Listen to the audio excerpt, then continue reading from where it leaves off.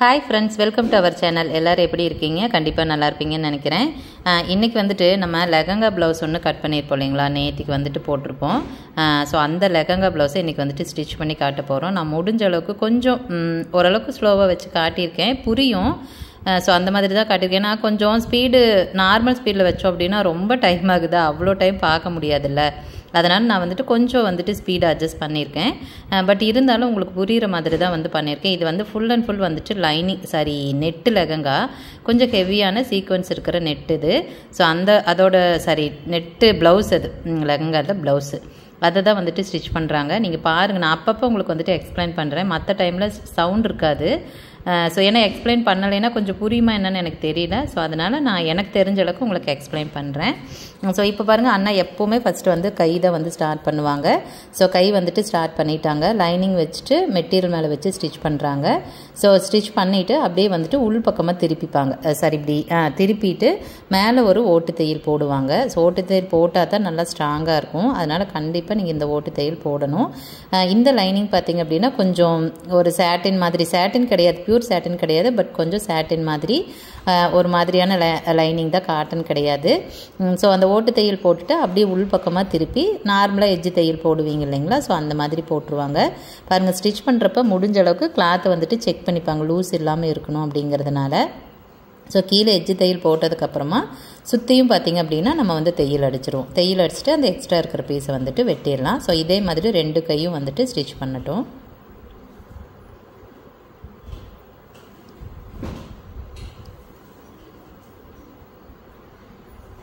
இந்த ப்ளவுஸோட final output எப்படி இருக்குது, அவுட்லுக் எப்படி இருக்குது அப்படிங்கிறத நான் தனியாக உங்களுக்கு வந்து டிசைனிங் வீடியோ, அதாவது டிசைனோட வீடியோ தனியாக ஷார்ட்ஸ் போட்டிருப்பேன் இல்லைங்களா, ஸோ அதில் எண்டில் கொடுத்துருக்கேன். ஸோ அது வரும், ஒரு 1 வீக் ஆயிரம் வரத்துக்கு நிறைய வீடியோ போட்டிருக்கேன். ஸோ அதில் நீங்கள் பார்த்து தெரிஞ்சுக்கோங்க. ரொம்ப சூப்பராக இருந்துச்சு, ஃபிட்டிங் செம்மையாக இருந்துச்சு. கஸ்டமருக்கு ரொம்ப ரொம்ப சந்தோஷம் அது வந்து ஸ்டிச் பண்ணதில். இன்னொன்னா நாங்கள் எதிர்பார்த்த அந்த ஒரு கலர் மேட்சிங்கும் கிடைச்சதில் இன்னும் வந்து ரொம்ப சந்தோஷம். இதில் வந்து மெட்டீரியல் வந்து நான் தான் எடுத்திருந்தேன், சாரீ மட்டும்தான் அவங்க கொடுத்துருந்தாங்க. ஸோ சாரீக்கு தேவையான லைனிங், அதாவது ஸ்கர்ட்டுக்கு தேவையான lining, so blouse piece, shawl, அதுக்கு உண்டான லேஸ் பார்டரு எல்லாமே வந்துட்டு நாங்களே எடுத்து தான் வந்துட்டு கஸ்டமைஸ் பண்ணியிருந்தோம். இப்போ பாருங்கள், ஸ்லீவில் வந்துட்டு லைனிங்கெல்லாம் வச்சு ஸ்டிச் பண்ணிட்டாங்க. ஸ்டிச் பண்ணி முடிச்சதுக்கப்புறமா அர்க்கத் பண்ணிக்கிறாங்க. ஸோ அர்க்கத் பண்ணிவிட்டு எக்ஸாக்டாக என்ன ஹைட்டோ அதை வந்துட்டு செக் பண்ணி மார்க் பண்ணிவிட்டு எடுத்து வச்சுருவாங்க. ஸோ 2 ஸ்லீவும் அந்த மாதிரி பண்ணிக்குவாங்க. அப்போ தான் நம்ம அடுத்தது எடுத்து ஸ்லீவ் வச்சு தைக்கிறப்போ ரொம்ப ஈஸியாக அப்படியே எடுத்து செக் பண்ணிக்கலாம். இன்னொருக்கா வந்துட்டு செக் பண்ணணுங்கிற அவசியம் கிடையாது. இது வந்து பிரின்சஸ் கட்டு. ஸோ பிரின்சஸ் கட்டுக்கு நம்ம வெட்டியிருக்கோம். அதை வந்துட்டு அண்ணா அந்த சென்டர் பீஸ் வரும் இல்லைங்களா, அதாவது சென்டர் பீஸ் சைடில் வர பீஸ் வந்துட்டு ஸ்டிச் பண்ணுறாங்க. லைனிங் மேலே வச்சு அப்படியே வந்துட்டு ஸ்டிச் பண்ணிக்கிறாங்க. இதெல்லாம் வந்துட்டு இது கடையை திருப்ப மாட்டோம் தானே, இதெல்லாம் வந்துட்டு கடையை திருப்ப மாட்டோம், அப்படியே தான் வந்து ஸ்டிச் பண்ணிப்போம். ஏன்னா எனக்கு அவங்க என்ன பண்ணுறாங்கன்னு அவ்வளோக்கா தெரியாது, நான் அப்படியெல்லாம் எக்ஸாக்டாக பார்க்குறது இல்லை. அதனால் அண்ணா பக்கத்தில் இருந்தாங்க, கேட்டுக்கிட்டேன். இது பாருங்கள், அந்த ஓரத்தில் கொஞ்சமாக வந்துட்டு லைனிங் வந்து பத்தாமல் இருந்துச்சு. அதுக்கு மேபி ஒட்டு போட தேவையில்லை தான். அப்புறம் அண்ணா சரி போட்டுக்கலாம், ஒரு வேளை அந்த இடத்துல ஏதாவது துணி வந்துருச்சுன்னா என்ன பண்ணுறது அப்படின்ட்டு ஒட்டு போட்டாங்க. அது பாருங்கள், தைக்கிறப்பவே அப்படியே வந்துட்டு எக்ஸ்ட்ரா பீஸ் கட் பண்ணி அதை அப்படியே மடிச்சே வச்சு பண்ணிப்பாங்க, உங்களுக்கு தெரியும் பாருங்கள். ஸோ மடித்து அந்த மாதிரி வச்சு ஸ்டிச் பண்ணிக்கிறாங்க. நீங்கள் தனியாக ஸ்டிச் பண்ணிவிட்டு ஒட்டு போட்டுட்டு கூட நீங்கள் எடுத்து வச்சு தைச்சிக்கலாம், அது உங்களோட விருப்பம்தான்.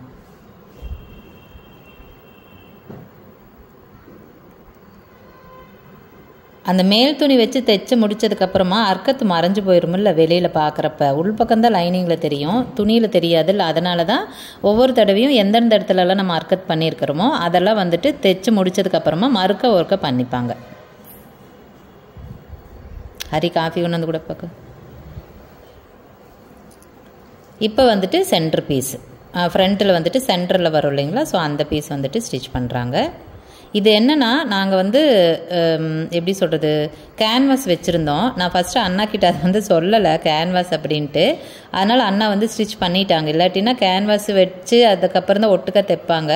தைச்சிட்டாங்க, தைச்சதுக்கு அப்புறம் தான் என்னை கேட்டாங்க. அதுக்கப்புறம் தான் கேன்வாஸே ஒட்டி கொடுத்தேன். அதனால் இப்போ வந்துட்டு ஸ்டிச் பண்ணிட்டாங்க.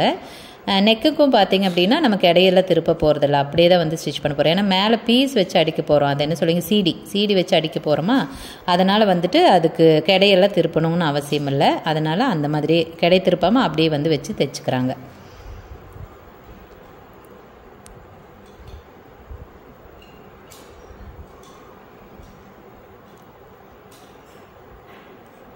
இது வந்துட்டு பேக் சைடு பாருங்கள் தனித்தனி பீஸு. ஸோ தனித்தனியாக நான் ஆல்ரெடி பீஸ் அதில் வெட்டியிருக்கேன் இல்லையா, அதில் பாருங்கள் அந்த பிளைன் வர இடம் இருக்குது பார்த்தீங்களா, பீஸில் நெட்டு பீஸில் அந்த இடத்துல தான் வந்துட்டு அந்த கொக்கி வீ வர மாதிரி வச்சு தைச்சிக்கிறாங்க.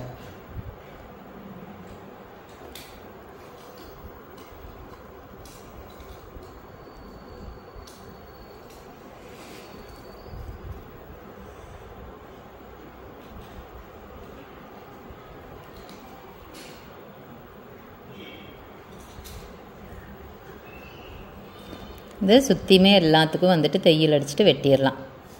ஆக்சுவலாக இந்த சீடி வச்சு அடிக்கிறப்ப நீங்கள் வந்து அடித்து திருப்பணும்னு அவசியம் கிடையாது, நீங்கள் அந்த மாதிரியே வந்து பண்ணிக்கோங்க.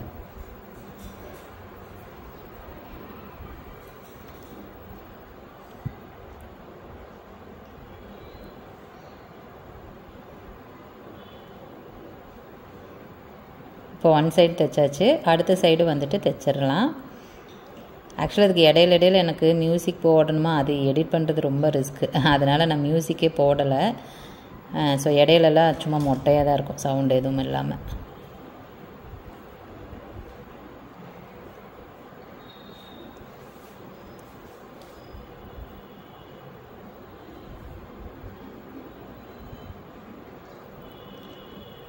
இப்போ வந்து பாருங்கள், நான் ஒட்டிட்டு வந்துட்டேன். வேறு ஒரு பீஸில் வந்துட்டு ஒட்டிட்டேன். அதிலே ஒட்டாமல் தனியாக வந்து அதை மறந்துட்டேன். அதனால் வந்துட்டு தனியாக வந்து பீஸில் ஒட்டிட்டு வந்துட்டேன்.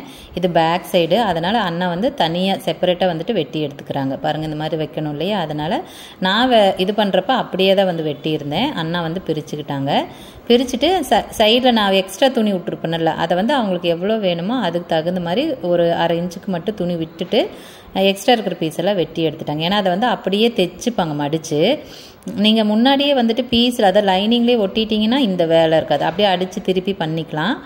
ஸோ இதுக்கு வந்துட்டு இந்த மாதிரி பண்ணணும். இதுக்கு இன்னொரு ரீசன் இருக்குது.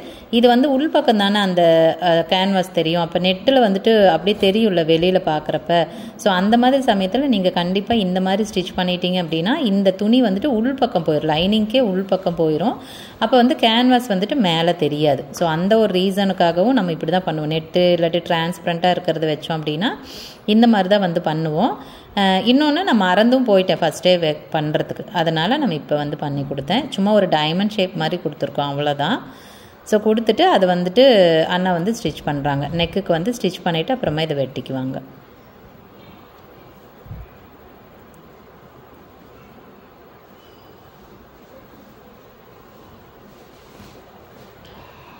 நீங்கள் கண்டிப்பாக நெட்டில் ஆர்கான்ஸால் இந்த மாதிரி டிரான்ஸ்பரண்ட்டான மெட்டீரியலில் தைக்கிறீங்க அப்படின்னா இந்த மாதிரி தனியாக ஒரு பீஸில் வந்துட்டு ஒட்டி கேன்வாஸை ஒட்டி தைங்க. அப்போ வந்துட்டு வெளியில் வந்துட்டு கேன்வாஸ் தெரியாது.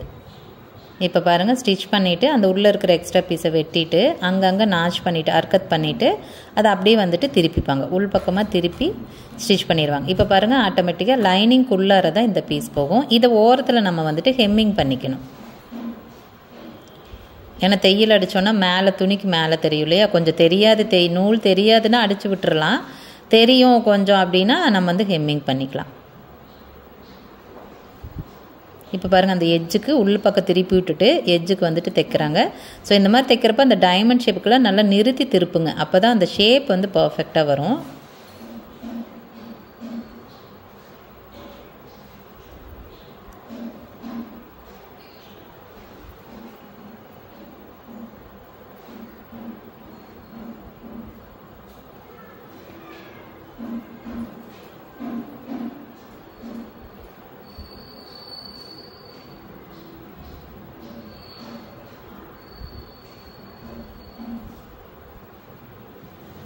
இப்போ கீழே வந்துட்டு மடிச்சடிக்கிறாங்க, பின்பக்கம் இருக்குது இல்லைங்களா, அது வந்துட்டு கீழே மடிச்சடிக்கிறாங்க. நம்ம ஆல்ரெடி அர்க்கத் பண்ணியிருப்போம், எப்பவும் போல் தான் சின்னதாக ஒரு மடி மடிச்சுட்டு அப்புறமா எக்ஸாக்டாக எவ்வளோ அளவோ அந்த அளவுக்கு வந்துட்டு மடிச்சுக்கலாம்.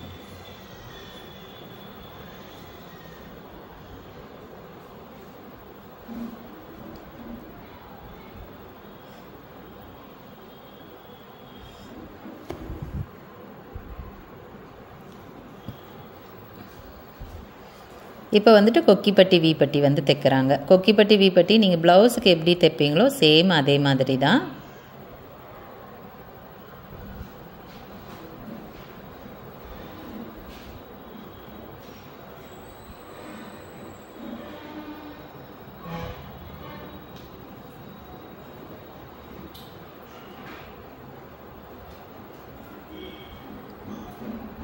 இது வந்து வீப்பட்டி. லெஹங்கா ப்ளவுஸ்க்கெல்லாம் வந்துட்டு இது வந்து நல்ல இறக்கமான ப்ளவுஸு, வயிற்றுக்கு பக்கத்தில் வரும், இடுப்புக்கு பக்கத்தில் வரும். ஸோ இந்த மாதிரி இதுக்கெல்லாம் நீங்கள் கொக்கி நிறைய வைங்க, கொஞ்சம் கிட்ட கிட்ட வைங்க. அப்போ தான் வந்துட்டு அந்த நடுவில் கேப் இல்லாமல் கொஞ்சம் நீட்டாக இருக்கும், ஃபினிஷிங்கும் நீட்டாக இருக்கும், போடுறப்ப அந்த கேப் தெரியாது. அதனால் கொஞ்சம் பக்கம் வைங்க. இதில் வந்து 7 கொக்கியே 8 கொக்கி என்னமோ இருந்துச்சு கீழே மட்டுமே. அப்புறம் மேலே அந்த நடுவில் ஒன்று.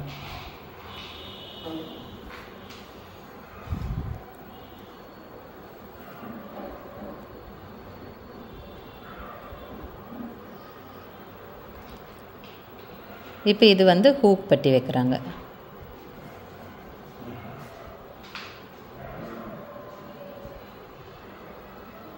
நீங்கள் அப்புறம் கொக்கி வீயெல்லாம் நீங்கள் எப்படி நார்மலாக தைப்பீங்களோ அதே தாங்க.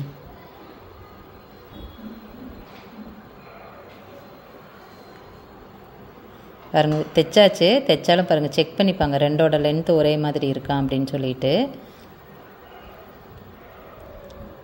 இப்போ வந்துட்டு பின்னாடி டாட் பிடிக்கிறாங்க. டாட் பிடிக்கிறதும் நீங்கள் நார்மலாக எப்போவுமே ப்ளவுஸோட சென்டரில் இருந்துட்டு அந்த பாடியோட சைடு சுற்றளவு இருக்கு இல்லைங்களா, அதை ரெண்டாக மடித்து பிடிச்சிக்கிட்டு தானே நம்ம டாட் பிடிப்போம். சேம் அதே மாதிரி தான் இதுவும்.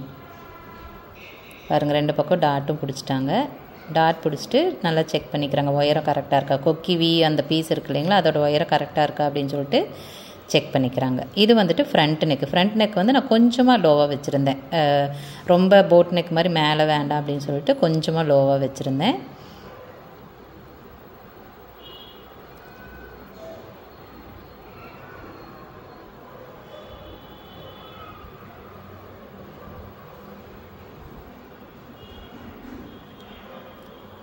இது வந்து அடிக்கிறதுக்கு முன்னாடி நீங்கள் சென்டர் பார்த்துக்கோங்க சரி. அவங்க ஆல்ரெடி சென்டர் மார்க் பண்ணி வச்சுருப்பாங்க, அதனால் அப்படியே வச்சுட்டாங்க. நீங்கள் வந்து இந்த அடிப்பீஸோட சென்டர் செக் பண்ணிவிட்டு அந்த சென்டரில் இந்த மேலே கேன்வாஸ் ஒட்டியிருக்கீங்களே அந்த பீஸோட சென்டர் இருக்கான்னு பார்த்துட்டு வச்சுக்கோங்க. அப்புறம் ஒரு பக்கம் அகலமும் ஒரு பக்கம் கம்மியாக போயிடும். இப்போ தைச்சாச்சு. தைச்சிட்டு நெக் பீஸை வெட்டி எடுத்துகிட்டு அப்புறம் எப்பயும் போல் கடையை திருப்பிக்க வேண்டியதான். வளைவு இருக்கிற பக்கமெல்லாம் வந்துட்டு குட்டி குட்டியாக அர்க்கத் பண்ணிக்கணும். அர்க்கத்தில் அதுக்கு பேர் நாச்சுன்னு சொல்லுவாங்க, குட்டி குட்டியாக வெட்டி விடுறது.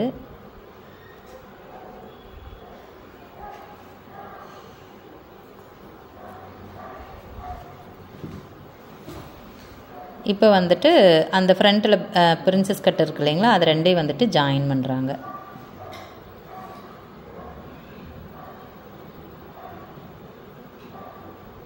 அதுக்கு வந்து 2 தையல் போடுறாங்க. பிரின்சஸ் கட்டு தைக்கிறப்ப அந்த ஃப்ரண்ட் ஜாயின் போடுற இடம் வந்துட்டு 2 தையல். அது அவங்களுக்கு கை வரிசைக்காக ஒரு பக்கம் கீழே இருந்து ஜாயின் பண்ணுறாங்க, ஒரு பக்கம் மேலே இருந்து ஜாயின் பண்ணுறாங்க, அவ்வளோதான். நீங்கள் 2 பக்கமும் அப்படியே ஒரே மாதிரி பண்ண முடியும்னா தாராளமாக பண்ணுங்கள். இப்போ வந்துட்டு போய் அந்த ஓவர்லாக் போட்டு வந்துட்டாங்க ஜாயின் பண்ண இடத்துல. அடுத்தது இப்போ பாருங்கள் ஃப்ரண்ட் பக்கத்துக்கு மடிச்சடிக்கணும் இல்லைங்களா, அதுக்கு நான் முன்னாடியே சொன்ன மாதிரி கட்டிங்லேயே சொல்லியிருப்பேன், பீஸ் தனியாக வச்சு அடித்து தான் மடிப்பாங்க, அதை அப்படியே மடிக்க மாட்டாங்கன்னு. பாருங்கள் இந்த மாதிரி பீஸ் எடுத்துகிட்டு அது வந்து எவ்வளோ லென்த்து நமக்கு வேணுமோ அந்த அளவுக்கு எடுத்துக்கிறாங்க. அகலம் நீங்கள் நார்மலாக எவ்வளோ மடித்து அடிக்கிறதுக்கு உங்களுக்கு தேவைப்படும் அந்த திக்னஸ்ஸு அதுக்கு தகுந்த மாதிரி நீங்கள் எடுத்துக்கலாம்.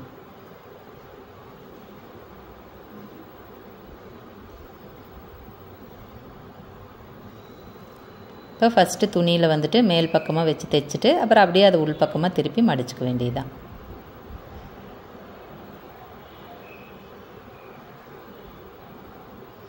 அதுக்கும் பாருங்கள் எஜ்ஜு தையல் போடுறாங்க, சாரி ஓட்டு தையல் போட்டுட்டு தான் மடிக்கிறாங்க. ஏன்னா ஓட்டு தையல் போட்டால் நல்லா ஸ்ட்ராங்காக இருக்கும், அப்புறம் அதை திருப்புறப்ப ரொம்ப ஈஸியாகவும் இருக்கும். ஓகே, ஃப்ரண்ட் பக்கம் வந்துட்டு துணி வச்சு மடித்து அடித்தாச்சு.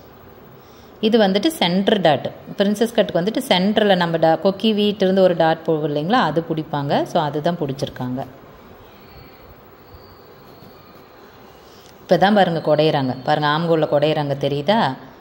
ஏன்னா ஃபஸ்ட்டே குடையிறத விட இப்போ குடைஞ்சோம் அப்படின்னா அந்த தைப்பாங்கல்ல 2 பிரின்சஸ் கட்டோட 2 பீஸையும் ஜாயின் பண்ணுறப்ப கொஞ்சம் லைட்டை ஏற்றிமா தான் இருக்கும். ஸோ அப்போ வந்து குடையிறப்ப ஃபினிஷிங் இன்னும் நீட்டாக இருக்கும்.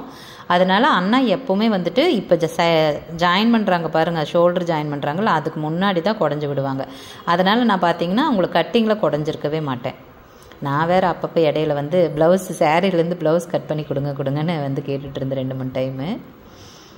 நீங்கள் வந்துட்டு முன்னாடியே பாடியில் குடையிறத விட இப்போ குடஞ்சிங்க அப்படின்னா கொஞ்சம் நல்லாயிருக்கும், நீட்டாக இருக்கும், ஃபினிஷிங் வந்துட்டு நீட்டாக இருக்கும். ஸோ பிரின்சஸ் கட் போட் நெக்குக்கு கண்டிப்பாக நீங்கள் வந்துட்டு பாடியிலையும் குடையணும், கையில் குடையிறது மட்டும் இல்லாமல் பாடியிலையும் குடையணும். பட் நாங்கள் வந்துட்டு இதுக்கு மட்டும்தான் பண்ணுறோம். நார்மலாக ப்ளவுஸ் லோ நெக் ப்ளவுஸ் தைக்கிறோம் இல்லைங்களா, அதுக்கெல்லாம் எக்கா இருந்து கொண்டு நாங்கள் பாடியில் குடையிறதே கிடையாது.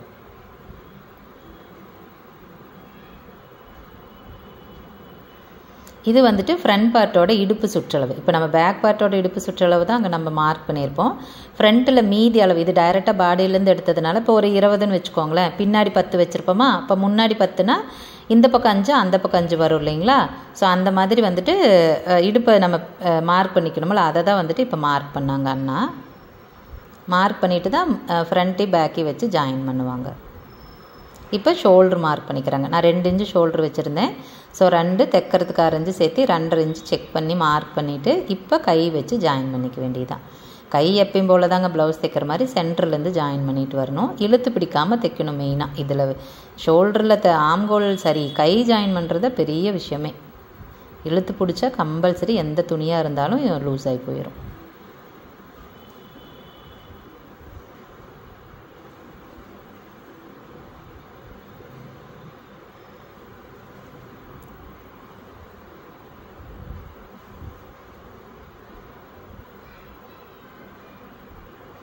இப்போ 2வது கை ஜாயின் பண்ணுறாங்க.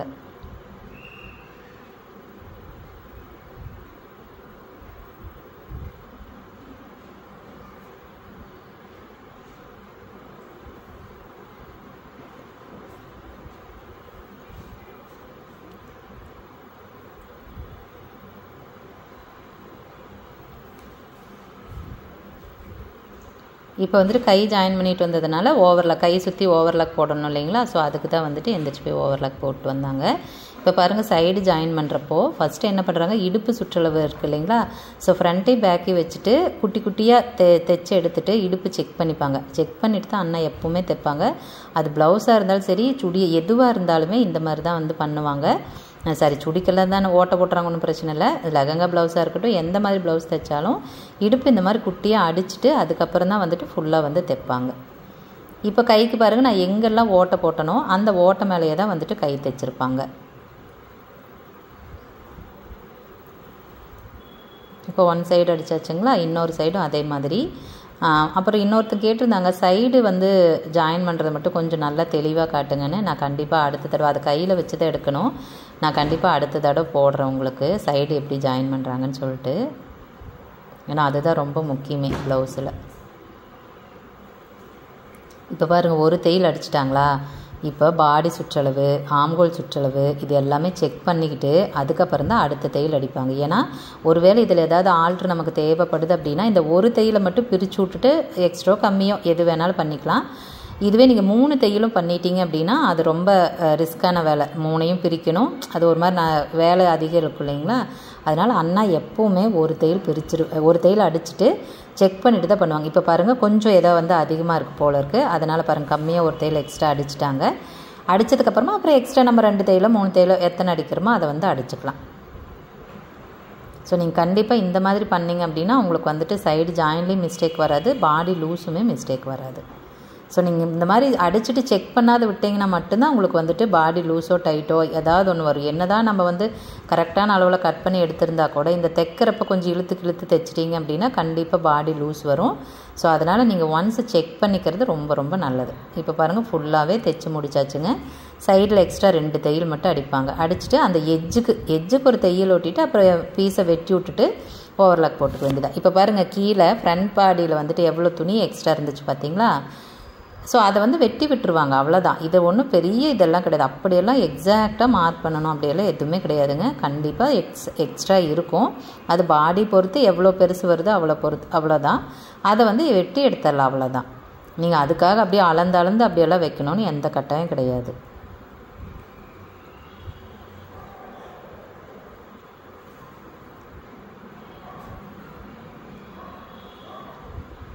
அவ்வளோதான். இப்போ தைச்சாச்சு. போய் சைடில் வந்துட்டு ஓவர்லாக் போட்டு வந்துடுவாங்க. ஓவர்லாக்கும் போட்டு வந்துட்டாங்க சைடில். ஸோ இப்போ பாருங்கள் ஸ்டிச் பண்ணி முடிச்சுட்டு கடை திருப்பிட்டு வைப்பாங்க பாருங்கள், ரொம்ப நீட்டாக இருக்குங்க. ஸோ கண்டிப்பாக இந்த வீடியோவில் நான் ஓரளவுக்கு தெளிவாக காட்டியிருக்கேன் அப்படின்னு நினைக்கிறேன். நார்மல் ப்ளவுஸ் தைச்சாலும் இப்படி தான், லெஹங்கா ப்ளவுஸ் தைச்சாலும் இப்படி தான் இருக்கும். ஸோ கண்டிப்பாக இந்த வீடியோ பிடிச்சிருக்கான்னு எனக்கு கண்டிப்பாக கமெண்ட்டில் சொல்லுங்கள். அப்போ தான் நான் அடுத்தடுத்து உங்களுக்கு ஸ்டிச்சிங் வீடியோ போடுறதுக்கு எனக்கு ஒரு இன்ட்ரெஸ்ட்டாக இருக்கும். ஸோ கண்டிப்பாக இந்த வீடியோ பிடிச்சிருக்குன்னு நினைக்கிறேன். இந்த வீடியோ பிடிச்சிருந்துச்சுன்னா வீடியோ லைக் பண்ணிக்கோங்க. இதே மாதிரி இன்னும் நிறைய வீடியோஸ் வேணும் அப்படின்னா நம்மளை சீக்கிரமாக சப்ஸ்கிரைப் பண்ணிக்கோங்க. பாய்.